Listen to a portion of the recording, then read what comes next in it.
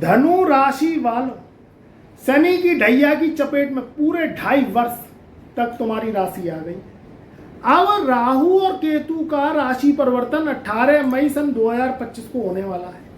अब ये कौन सा ऐसा समय होगा जिसमें तुम्हारे भाग्य के द्वार खुलेंगे।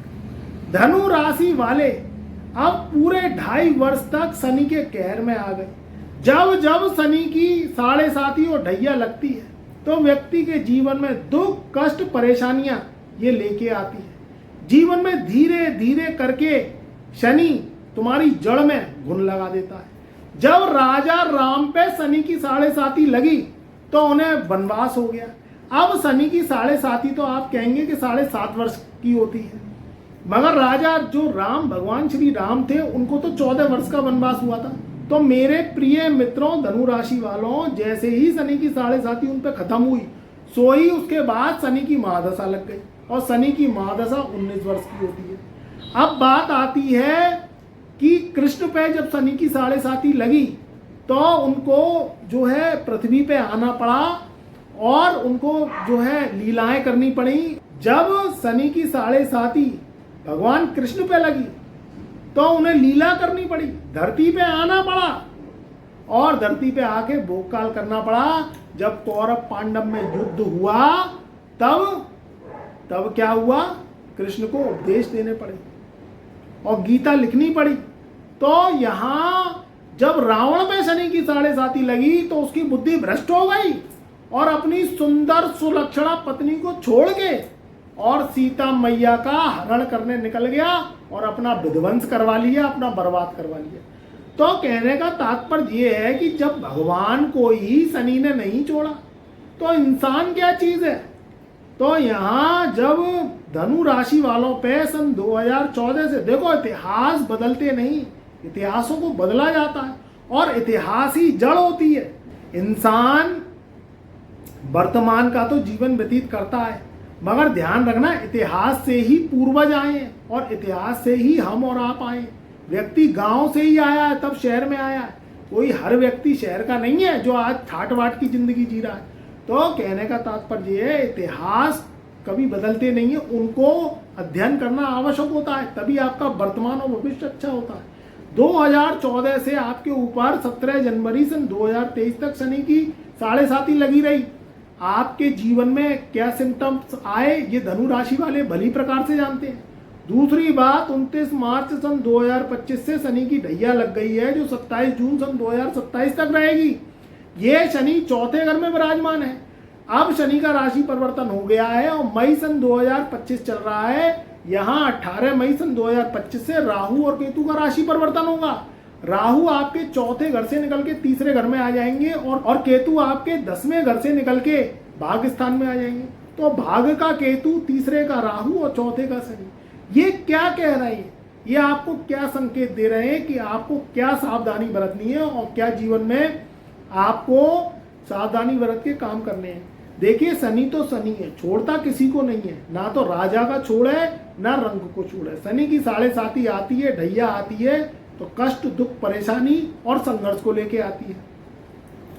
आप संघर्ष को पार कर लेंगे तभी सफल हो पाएंगे और आप अगर भाग्य के भरोसे बैठे रहेंगे तो सिवाय पंखा हिलाने के कुछ नहीं होगा, कुछ हाथ में नहीं आएगा। शनि कर्मों का दाता है तभी आपको फल देता है। भाग्य भरोसे इस कलयुग में कुछ नहीं मिलता है। कुछ ही लोग करोड़ों में ऐसे होते हैं जो भाग्य भरोसे जीते हैं, मगर लगभग अगर शनि आपकी कुंडली में अच्छे नहीं है तो भाग्य भरोसे कभी आपको सुफल नहीं देते।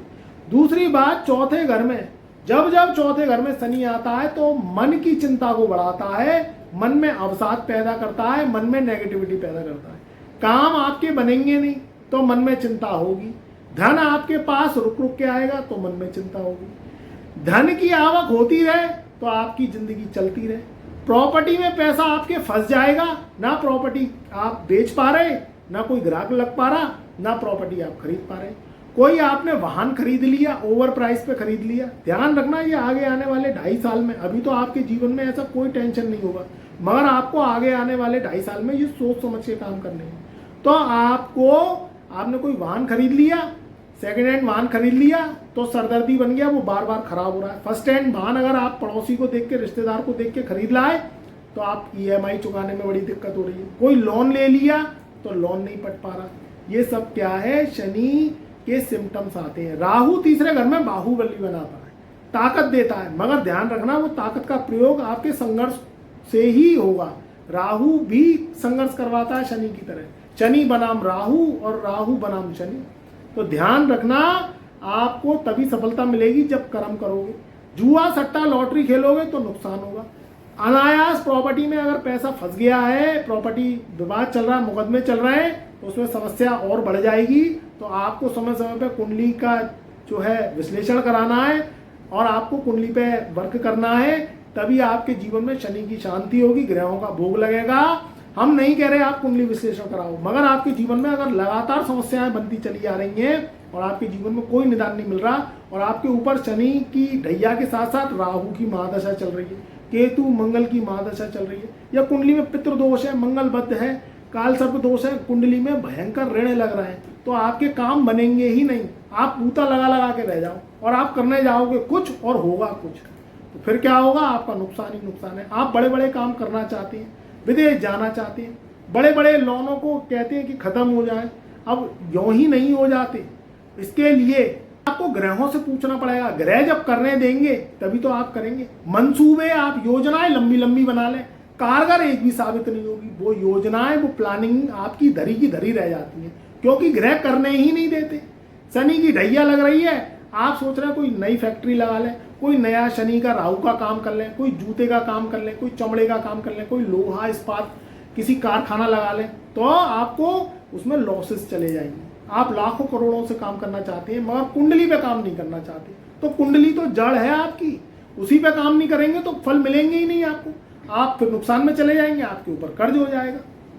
तो यही है, आपको सोच समझ के काम करेंगे तभी तरक्की मिलेगी, अदरवाइज आपका समय संघर्ष का शुरू हो गया है। ध्यान रखिएगा, दारू, मांस, अंडा, शराब और शबाब इनसे दूर रहना, नहीं तो शनि के और दुष्प्रभाव मिलेंगे। मेरी पिछली वीडियो में भी जो है जर जोरू जमी के सिद्धांत पे मैंने वीडियो बनाई है, तो मैं आई बटन में दे दूंगा, आप उस पर भी उसको भी देखिएगा, उससे भी आप अपना जो है नॉलेज लीजिएगा, जिससे आगामी समय आप सफलता और सुगमता पूर्वक गुजार सकें। खुश रहिए, आबाद रहिए, मेरा प्यार, मेरा आशीर्वाद आपके सदा साथ रहे।